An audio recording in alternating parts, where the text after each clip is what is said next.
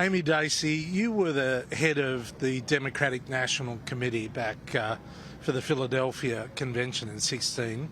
That was the Hillary Clinton convention. Tell us a bit about the massive logistics behind putting on a 4-day convention by a political party in America. Thank you so much, Ambassador. Well, first of all, it is a major production like no other. You're going to have 5,000 delegates alone, many more guests, honored guests, that'll be in the hall. Takes on a year and a half in planning. And what it basically is financial, logistics, and security. Those are all the main components about putting together a strong convention. And so what the team tries to do is build a theme for each night. They have it's also a party meeting, so there's party business, securing the party platform, caucuses and councils meet, state parties meet. It's just a lot of work getting done. And then, of course, the media production that goes into all the speeches and delivering the Democratic message. So let me get it right. I mean, cities actually bid, like the Olympics, they actually bid to host the Democratic convention. Yeah, and for the 2016 convention, more than a year and a half out, I ran the site selection committee. And what we did was several cities bid. We had a team that would go and visit each city, and we would meet with teams that were going to put together those financials, those logistics, those security measures, and talk through. They'd show us the various sites throughout the state, the city that they would use. And during that process, at the end, you come up with some finalists, and then you start negotiating with the city and do contract negotiations. And eventually, there will be someone that comes through that. You'll have the contract and you'll announce the person who you're going to. And what sort of budget are we talking about for a 4-day convention? Yeah, it's unbelievable. Like, that's the other thing too. A lot of the cities say afterwards of $100 million they can put together. They will tell you their financial plan, how much they can raise from the city and their donor structure, because there will be a whole committee that does this. It's a huge production when you think about it. 4 days. There's also building the logistics of having enough hotel rooms, having enough measured space, like putting on special events that are specific for the convention. Then you have a lot of the stuff that's outside the convention. A massive amount. Organizations put together events. The media puts together events. It is literally from early in the morning to late at night every day. It's like a mini Olympics, which people in Australia and around the world wouldn't appreciate.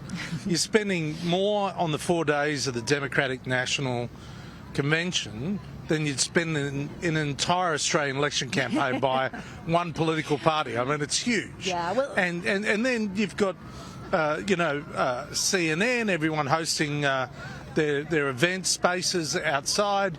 You've got lobbyists running around pretending to have security guards to get elevated status with other potential clients.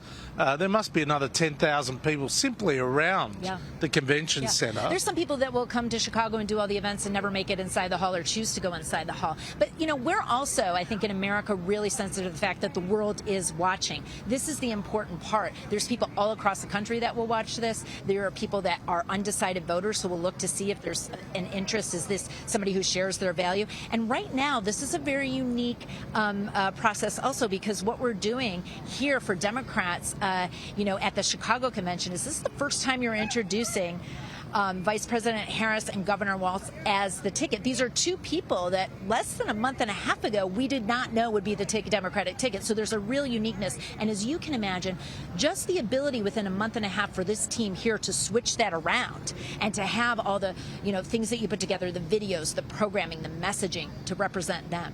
And of course, the stark difference between this and the Republicans is that at this convention, you've got former presidents Clinton, Obama, and now Biden, even though he's incumbent, which is a massive logistical exercise. And you've got Hillary, who you used to work with, Hillary Clinton speaking, Michelle Obama speaking, Joe Biden speaking. Yeah, exactly. Yes. And so there's it's a very different lineup and a very different feel to the Republicans. Absolutely. You even have President Carter's grandson speaking, at this convention. So I think what you see is that the Democrats are able to say, look, these are the type of leaders we elect. These are the type of people that you'll represent. You'll see it as, but it'll also be hopeful and fun. There'll be interesting. You've got a couple, Kerry Washington and Mindy Kaling, who's going to MC the event. There's certainly celebrities. There's other things as well. So the celebrities work, though. I mean, really, I have a cringe factor about rolling out some of the celebrities, because it's a long way from the Democrat base. So I think sometimes celebrities add a level of excitement. I think also surrogates, you build surrogates for a lot of different things. People get energized by certain individuals. I think they bring kind of an energy, you know, to the campaign. But surrogates can come in a lot of ways. There's cabinet members of the Biden-Harris cabinet that will be out on the road doing this, elected officials. There will be community leaders. Yes, there will be some celebrities. There will also be sports stars who you know, want to show their support, and you'll see that. I think the bottom line is, though, you'll see everyday Americans. We just saw a labor leader just now on the floor, the president of AFSCME, talking about the importance of workers' rights. You'll see people talk about women's health, leaders from the progressive, you know, community, leaders from Jesse Jackson was out there a little bit earlier. Yes. He's looking very frail. Yeah, right. yeah, yes. That's right. Yeah, so you'll see all these individuals here. It is a difference. I mean, it's a difference in just size and scope, and there's less delegates for the Republican convention. Yeah. But I do also think you saw the lineup was very different in kind of the speakers that they brought together to represent them. You'll see this, you know, you saw a little bit of a preview from the Harris Walls tickets in the days ahead of time and all the cities and states they were visiting and some of the messaging. You saw an economic speech that was, but this is really her opportunity to state the case to America of why she should be the next president. And this is the last controlled event, you know, for the candidate, for Kamala Harris. This is the last moment where she can control the narrative, and then really it's game on at the end of this week. Well, then you'll see an evolution of big events, large rallies, you know, also small, but there'll be more press interviews. There'll be debates, it seems. We'll see if that really comes to fruition, but they're negotiating that. So this is literally the opportunity for the Democrats. It's a working party meeting, like I said, but it's also their opportunity to really have the media's attention and share what they stand for and what they plan to do in the next less than 100 days, and to encourage. It's also a rallying cry to get people to register to vote and to have a plan to vote. There is an enthusiasm factor that really comes into play. This is what separates the Australian election from the US election, is you need that enthusiasm, don't you? And that disappeared in the last few days of President Biden's candidacy. You could see that Democrats were draining enthusiasm.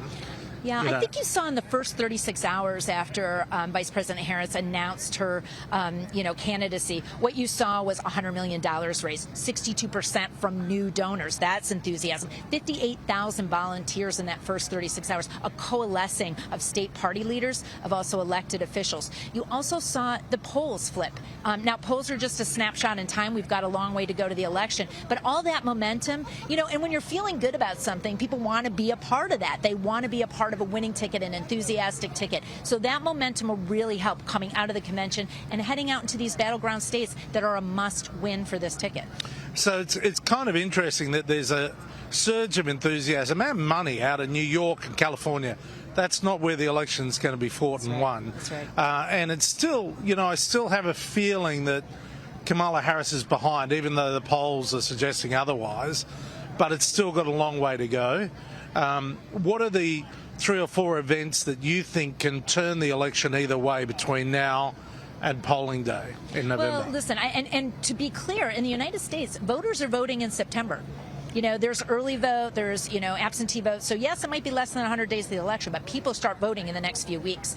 I think what you really have to see is this attention to where are they going? Where are they spending their time? Where are they spending their resources? That's the candidates. The candidates. Yeah, follow the candidates. Yes, and they're going to have to move money into states to do voter contact. So it's not just the candidates going out there and doing rallies. It's literally these operations in the states going door to door, voter to voter, making a plan and helping them. So follow the money, follow where they are traveling, following what they're doing, see how they talk about the issues, see what happens with the debate as well. The debate's the only opportunity to see these two candidates on the same stage. We'll see if there's also a Walls, Vance debate, if that's, happens. But the bottom line is that's what you see happening. And they really have to state their case to these undecideds. Now, we also have, there could be third-party activity. But I thought the undecideds were only 4%. I mean, they were, what Frank Luntz and others are telling me is the undecideds have actually moved to Kamala Harris, and now the Harris ticket is starting to eat into soft Republican voters. Well, that yes, can and turn. with all due respect to Frank Luntz, the only true poll is on Election Day, Oh, right? sure, of course. So, yeah, yeah. listen, I think the big thing about that is, yes, the undecideds, it's a small amount group, but they can make the difference. When you see elections in the last two presidential elections, states won by only 10,000 votes. These are in very narrow margins. Third parties can also have.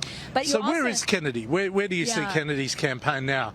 He seems to be going with a begging bowl to each of the candidates. Well, if he, is he a protest vote for some people? Is he, people really do, get behind him? He has to get on the ballot in these states, and so that's, I think, a lot of the work to see where is he actually going to be on there. But, we saw this in 2016 with Jill Stein, who ran out as a third-party candidate. If she peels off just a certain number of votes, it could be the margin in some of these states. So I definitely think the campaigns have to keep an eye on that and see how that goes, as well. But, I also think the important thing is when you're talking about undecided voters, this new enthusiasm. September 17th in the United States is National Voter Registration Day. People can still vote. There are some states that same day registration. So that pool that we're talking to, that the Frank Luntz and the polling are saying, there could be new voters. And with this new enthusiasm, you might see younger voters. You might see people, registering for the first time. So those are some of the unknown factors that closer to Election Day we'll know more about.